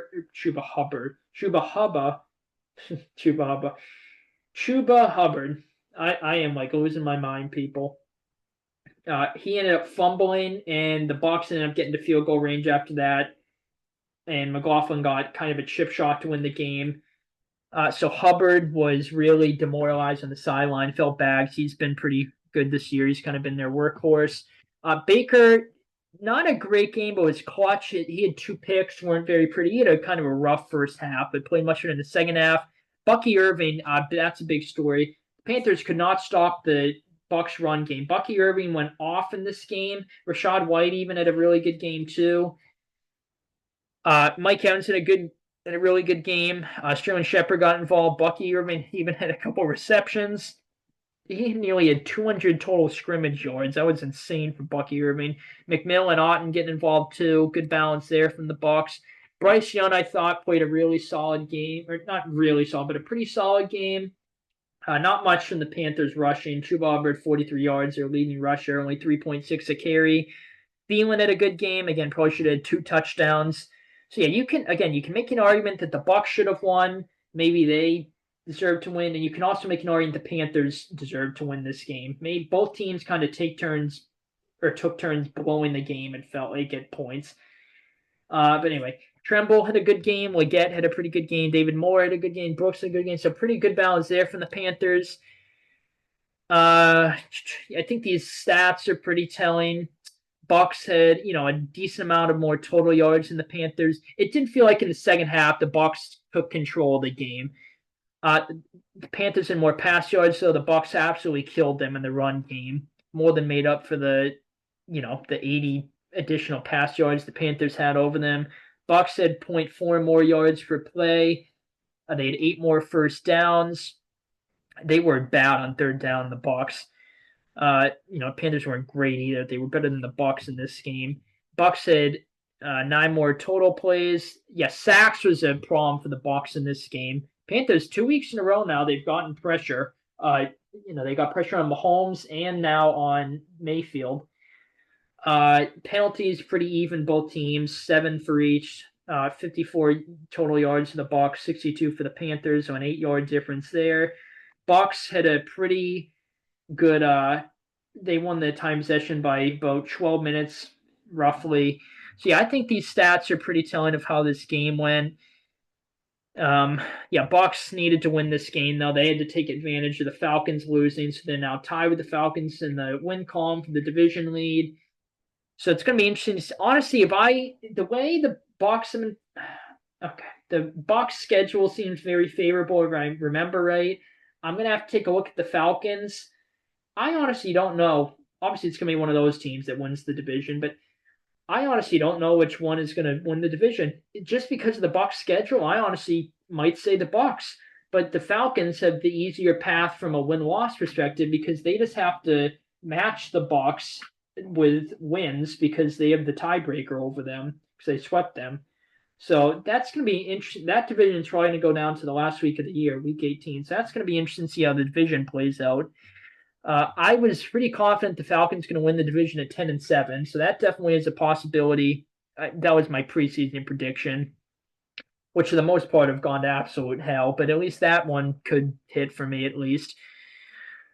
But yeah, going to be interesting to see how the division pans out. But come from behind, gritty win for the Bucks, even though they kind of blew it a bit. Just demoralizing for the Panthers. They're playing a lot better. Hopefully they can continue this play. It's been entertaining to watch them.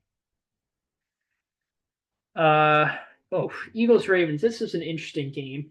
So I partially predicted this game, right? So I predicted the winner wrong. I predicted the Ravens to win, but even though logically I talked about the Eagles should win, it was just kind of more of a gut feeling the Ravens going to win the game. But yeah, the Ravens defense, part of the prediction I got right, the Ravens defense played pretty well for a portion of this game. The Ravens were up 9-0 at the end of the first quarter. Should have been 10, but Tucker missed an extra point. That's obviously a big talking point about this game. Tucker missed 2 field goals too. Both of them would have given the Ravens the lead. Would the Ravens had won? You can't say for sure, but I think the Eagles probably still would have won the game anyway, the way it was going. It felt like after that first quarter, the Eagles found their groove offensively. They scored 14 in the second. They were up. Tucker ended up getting a field goal at the end of the first half, so the Eagles are up 14-12 at the half. Third quarter, neither team scored, but I think that was the quarter Tucker missed both field goals. Then that fourth quarter, the Ravens were down. The Eagles scored 10, and it was 24-12. And yeah, from that point on, the Eagles defense after that first quarter really stiffened up. The touchdown was literally with like 3 seconds left in the game, if I remember right. And Lamar had an insane scramble play to even get them to that point. So, pretty much garbage time. Technically, not because they could have got the onside, miraculously won the game still. It was a 1-score game, but pretty much a garbage time game or score. Just highlight here. Mark Anderson, an insane touchdown catch, and this one he also had a big catch in the third quarter, if I remember right, that set them up for the field goal that Tucker missed. I think his first one he missed in the third quarter out of 2. Passing, Hurts didn't really do too much, honestly, but he did have a touchdown. That's good. Barkley had a good game. He got better as the game went on. He had a touchdown late that pretty much iced the game, or went a long way to icing the game, rather. Hurts had a rushing touchdown from the tush push per usual. A.J. Brown, fairly consistent, good game. Goddard consistent, even though he got hurt, I'm pretty sure. Pretty much nothing outside of that from the Eagles' standpoint. The receivers, Lamar passing, that's a pretty efficient game. Derrick Henry didn't really get too much going in this one, but pretty solid still. 82 rush yards, 4.3 a carry. That's still pretty solid. Lamar had a good rushing game. A lot of it came from like 40 yards, I think, came from that rush at the end of the game he had. Zay Flowers had a couple of big catches in this one, so good game from him. Andrews, I mentioned, he had a couple good catches. That touchdown was insane that I mentioned. Likely got involved too. He got the touchdown with 3 seconds left. Then pretty much nothing outside of that from receiving standpoint. I had Bateman in because I was so thin with the buys and mainly bye weeks and a couple injuries, but that I had started Bateman, and I had Bateman and Pitts in my lineup, and they both scored 0 with the way my scoring works in the league. So I wonder why I got my ass kicked in my league this week. That was so freaking annoying. He got hurt. They had the bye. I think he's going to be back after the bye. My team is like so bad that I'm probably gonna have to start Bateman if I make the playoffs. I don't know how I even have 6 wins with that team. It was a pretty bad team. But anyway, when at the total yards or the total stats here, the Eagles got outgained by the Ravens by pretty over 100 more total yards. Ravens had more pass yards. They even had more rush yards, even more yards per play. So when at these, it's like these stats, like how did the Ravens lose? They had 7 more first downs. They had more third downs, even though they had a couple more attempts. I guess technically a better efficiency too, marginally. They had more plays. They had only 1 more sack allowed. They had less penalties, which has been an issue for them all year. Eagles might want to clean that up a little bit, obviously. They even won the time possession battle by about 7 minutes. So it's like about 8 minutes if you round up there for the Ravens. So it's like, how the hell did the Ravens lose this game? Again, I think Tucker's misses. They would have given the Ravens 2 separate leads. So I think that played a part. And I don't know. Just it felt like the Eagles were in control after the first quarter of this game. The third quarter was like the Ravens all played down. I think in that third quarter, that fourth quarter, the Eagles really really locked in. It felt like, but yeah, after the first quarter, the Eagles defense played lights out. Just allowed 10 points after that. Field goal at the end of the first half, then that touchdown with 3 seconds left from their full prevent. They really have to clean up their prevent defense. It's the one thing about their defense. That Falcons game, they were in full prevent. They got torched, allowed that game-winning touchdown. It was like effortless from Kirk Cousins and company, and obviously this game too. So they got to clean up their prevent defense. But besides that, their defense has been lights out this year. I think it's like the number 1 total defense now. So they are just lights out everywhere. So obviously, if your main thing you got to clean up is prevent defense, that's a pretty good problem to have, I would say. Ravens, I think, will be fine. Something's been off about them this year. Their defense has been bad, miscommunications. I think their offense is actually like historically good. Like I saw a chart Nick Wright put up on First Things First the other day. Their offense is like historically good. So their offense has been lights out this year, but I didn't think it was going to be like in the historic levels. I fit the exact chart and stat he put up, but it was something like that. They were in historic levels. I think they'll be fine. I certainly think they'll make the playoffs. Probably like 11-6. Maybe they went out 12-5, something like that. I think they'll make the playoffs, and who knows, they might go on a run there. But Eagles, they are seriously making a case to the Super Bowl. It's very impressive what that defense is doing, and their offense feels like it can click anytime with Saquon and company in the run game, and obviously Hurts and Brown and Devontae Smith and Goddard in the pass game. So hopefully Goddard comes back though, and he ends up being okay. So yeah, gonna be interesting to see how it pans out with both these teams. Certainly they're going to make the playoffs. The Eagles, I think, are about to clinch pretty much. The Ravens, I certainly think, will, obviously. But going to be interesting to see how these teams pan out the rest of their season. But yeah, good win for the Eagles. Not, the prettiest of wins, but a win. So they'll take it, I'm sure. Ravens just they'll be fine, but not a great loss in that one. Oh boy, speaking of not great losses, really don't think there's too much to say about this game. The Bills just absolutely dominated this game. They just absolutely killed the 49ers. Oh, they just killed the 49ers. The Niners defense first drive of the game, I think they forced a 3-and-out on the Bills. They went right down the field and scored. They were up 3-0.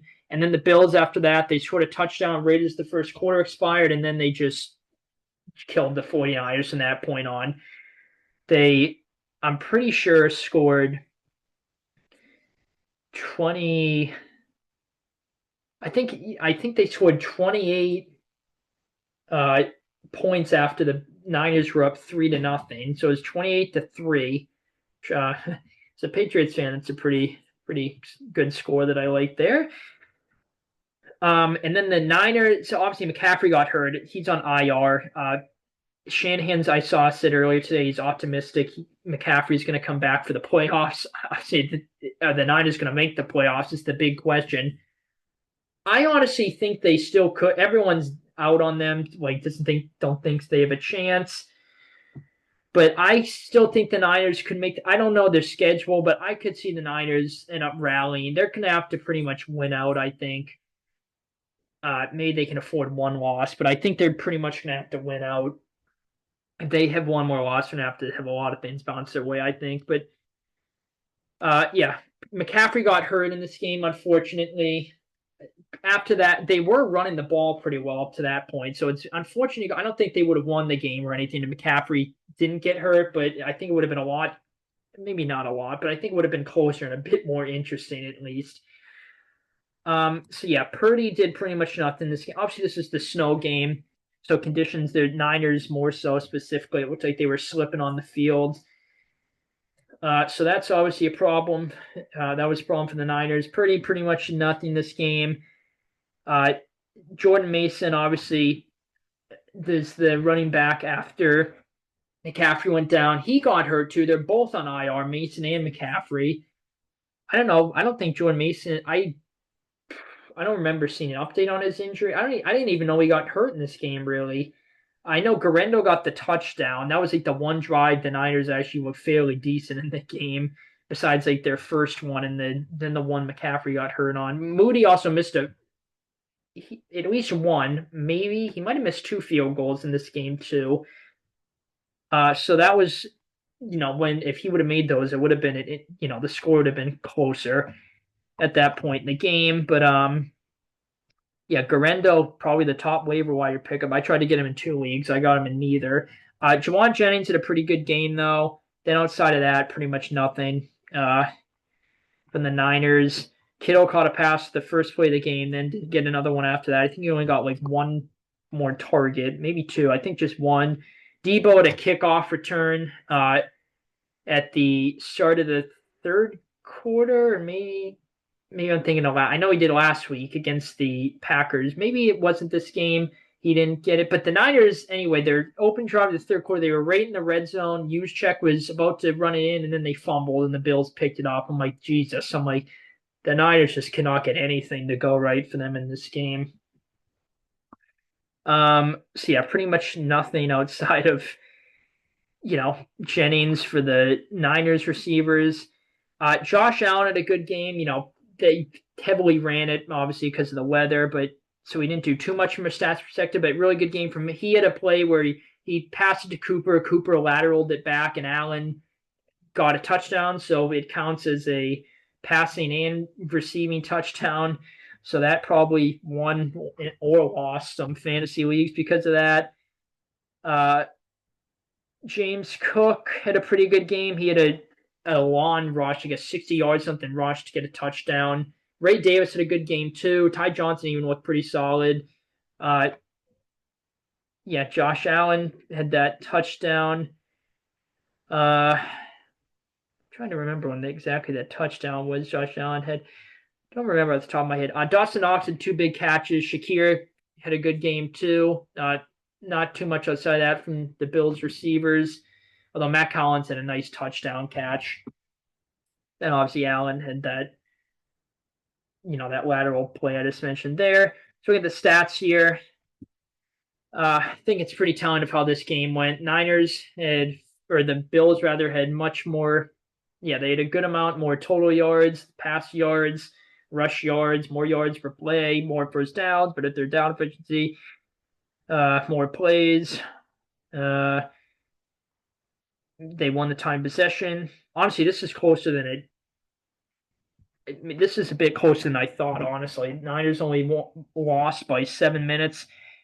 Penalties not bad for either team. Really good for the Niners. Bills, that's fine, I guess. Um, yeah, there was a sequence though where the Niners, after they scored, they forced a 3-and-out. It's like, okay, maybe they can be a bit interesting. And then Purdy just lost the handle on the ball, fumbled it, and the Bills recovered. And I'm like, all right, yep, and that describes this game pretty much. But yeah, Bills really solid win. Again, the Niners have been struggling, but I think they're still a solid team. You know, they're beat to hell. Okay, not a solid team, but they're not one of the worst teams in the league. They're a respectable team at least. So good for the Bills to get a blowout win. Niners really bad loss. People are putting Kyle Shanahan on the hot seat. It's going to be interesting to see how that plays out. Um, what else about this game? I don't think they're going to fire Shanahan. I think they'll keep him. I'll be surprised if they fire him. Um, yeah, Niners, they really got to start making a playoff push, though. They got to start sacking some wins, though. Again, I'm not counting them out. I don't think they'll make it, but I could see a path. I think it's more likely than a lot of people are thinking. But yeah, they really need to start sacking some wins. But a good win for the Bills, just a really ugly game for the Niners. Last game, the Monday Night Football game, Browns Broncos. So this was probably one of the most unexpected shootouts I've ever seen. I expected this to be a low-scoring, grinded-out game. Complete opposite. Both defenses did not play very well. Jameis Winston nearly had 500 passing yards. He had 497. I think, the third most passing yards in Monday night in NFL history. This is the Monday Night Football. I mean, Jameis Winston, this stat line is the most Jameis Winston stat line I've ever seen. He had 497 yards, 4 touchdowns, but he had 3 picks, and 2 of them were pick sixes. That is like a classic Jameis Winston Buck stat line where you get some of everything from Winston. Rushing, not much going for the Browns in this game. Actually, Jerome Ford had a pretty solid game. Chubb didn't really do too much. 46 for Ford. Oh yeah, Jeudy, obviously the big story. I needed Jeudy to. This is the team where I had Bates or Pitts and not freaking Bates. What am I saying? I had Pitts and Bateman both scored 0, and then I also had Amari Cooper. That's how thin my team is. He only scored like 2.7 points or something like that, I think. So pretty much 3 guys that did nothing from a fantasy perspective. I was somehow up 6 entering Monday Night Football, and he had Jeudy left. I had no one, and I just needed Jeudy, even though I figured he was going to go off for the revenge game. I'm like just praying that Jeudy somehow just does not get 6. And the first play of the game, he got like 4 point something fantasy points. It was a play action play to him, and I'm like, oh my god. And I'm like, yep. I'm like, that's probably it right there. I was up 2 something. Then he didn't get a completion until the second quarter. I had some some hope. I'm like, oh my god, maybe something miraculous is gonna happen. He's pretty much gonna. I don't know. I was just a little, maybe had some fool's hope there that Jeudy was going to do anything after that. Obviously, that's not the case. He had 9 receptions for 235 and a touchdown. Probably should have had even more. Winston missed him on a deep shot. He would have scored. Then he also missed him on another play earlier in the game that he was open. Probably could have ran upfield, got some more yardage. So he probably could have had even more. Elijah Moore had a really good game. Njoku had a good game. He had 2 touchdowns. Nick Chubb had a touchdown catch just on it was just a throw to Chubb in the left flat there. Broncos just blitz, left Chubb unaccounted for. Jerome Ford had a 21-yard reception. So pretty good balance for the Browns there. Thrash had 2 receptions too. They're a rookie. Bo Nix, kind of an up and down game for him. He looked good, then he had a couple questionable throws, so up and down game for him. Solid, I guess, but not very pretty. Rushing, McLaughlin had a pretty solid game. Then pretty much nothing outside of that. Marvin Mims had a good game. Most of it came on a 93-yard touchdown. Bo Nix and company was a 3rd and 11. They're backed up in their own end zone, and Bo Nix threaded the needle, got it to Marvin Mims on a deep reception. Sutton had a really good game, consistent game from him. Ever since that Saints game, he's pretty much been balling out, been playing at a very consistent level. Yeah, not too much outside of that. But Troy Franklin, Lucas Kroll got involved, and not too much outside of that. For the Broncos receivers, total yards. Honestly, I thought the Browns were going to win the game at the end when they just needed a field goal. I thought they were going to win the game, and then that pick six happened. Especially when they converted that 3rd and 12 to Moore. I thought for sure the Browns were going to end up winning the game.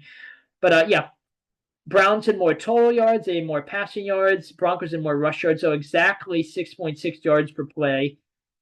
As soon as the Broncos got the Marvin Mims touchdown, I think the play after is that when Jeudy got wide open on a play action touchdown. So they traded deep shots. So yeah, exactly 6.6 yards per play for the Broncos and Browns each. Browns had 9 more first downs. They converted more 3rd downs. I think kind of a similar efficiency there, though. They 2 of 2 on 4th down. They had more than 20 more plays than the Broncos. Total plays, 23 more total plays. Broncos did sack Winston 3 times. Not a good game from the Broncos defense, but those picks were huge. Picks were huge. Browns had 6 punts. Broncos had 5. So, the defenses had spots in this game where they played pretty good. Again, Nix had 2 picks. He had a couple throws where it's like, oh boy, maybe, not the best decision there. But then he had a couple throws that were really good. He had that clutch drive after the Browns took the lead after that Chubb touchdown. The Broncos ended up kicking that field goal. I'm like, oh boy, if they would have gotten a touchdown, I would have felt fairly confident they would have held on to win the game. But that field goal, when they were going to go for 4th and 1. Then Sean Payton in his post game presser said he didn't like the defense that the Browns were in with the play call he had, so he kicked the field goal. I thought that was going to be the game again, and the Browns were going to win the game. They didn't. Penalties. Not a lot for either team, just 5 for the Browns, 4 for the Broncos, but the yardage, probably want to get that cleaned up a bit, more so for the Broncos. Time session, Browns won it by about 5 minutes, I guess 4 if you round up for the Broncos. Just a very even game for both teams. Right when it felt like the Browns were going to be out of it at points and the Broncos were going to take control maybe, the Browns ended up scoring, putting together a clutch drive. Like after that pick 6, Winston's first one, Broncos were up 21 to, what was the score at that point? The Broncos were up 21-10 after the pick 6. Browns ended up going right down the field. Nice 2-minute drill, scored a touchdown. I mentioned that Marvin Mims touchdown, the play after that. Jeudy touchdown. Browns ended up fighting back at the lead. So yeah, just a very good mix of good offense by both teams, good defense at times by both teams, but not obviously the game. Both defenses not play good, but at times both defenses play good. Nix threw 2 interceptions, right? Yeah, Nix threw 2 picks. One of them wasn't really his fault. It was just a tip pass in the air. That wasn't really on Nix. Trying to remember his other one was just a deep shot. I think it was, I forget who it was to. It wasn't Sutton, I don't think. I'm blanking. I think it was Vele, maybe. Who was it? Maybe Franklin. One of those 2, I want to say. I'm not exactly sure, though. Maybe it was Mims. Vele, I feel like, got a lot of targets in this game. What a surprise, he only has 1 catch for 16 yards, or had 1 catch for 16 yards. But this is the most Winston game ever. I honestly hope the Browns keep Winston and just start him next year. I mean, obviously their offense is better under Winston than Watson. I don't think there's really any argument otherwise. It's gonna be interesting to see what happens with Winston. I mean, he's just a really fun player to root for. So I think everyone wants Winston to get a starting gig in the league.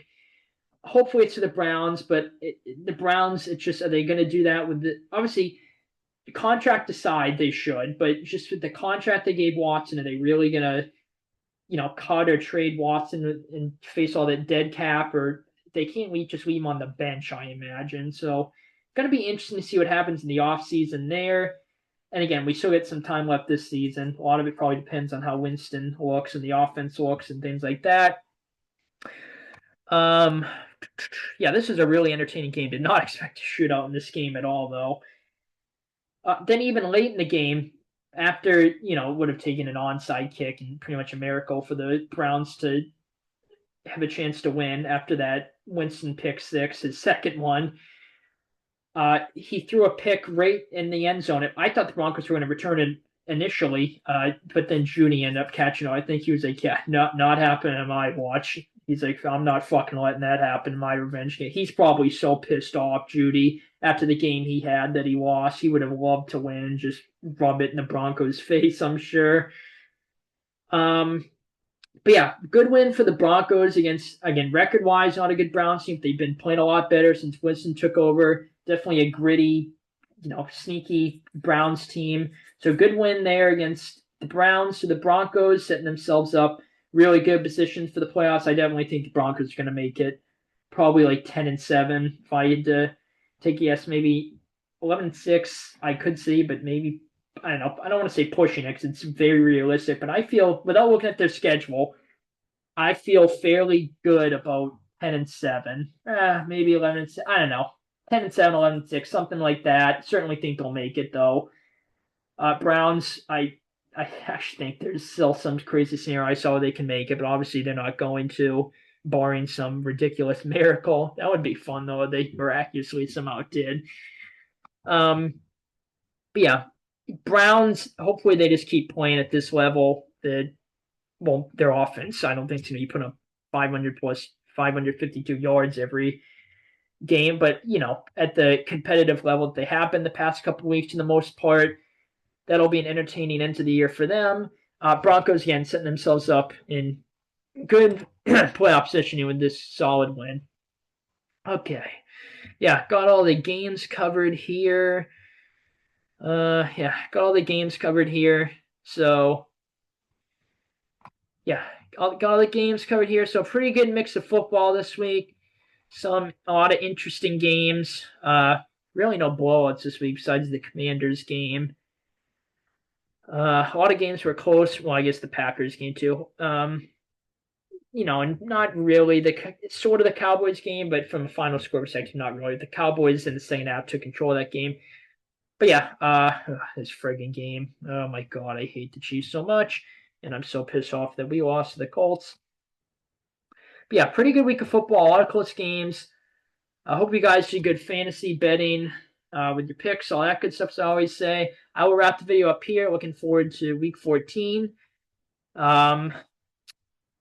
So yeah, be on the lookout. I'm going to record a video of just me predicting Lions-Packers tonight, Thursday Night Football. I normally do an article for the Thursday night games, but I'm on like a pretty good time crunch today, pretty tight time crunch. So I'm just going to record a video. It's just a little bit less time consuming. So I'm going to record a video shortly about that game. So be on the lookout for that. Hopefully you guys enjoyed this video. I will end it here. Thank you guys for tuning in, and take it easy. Thanks, guys.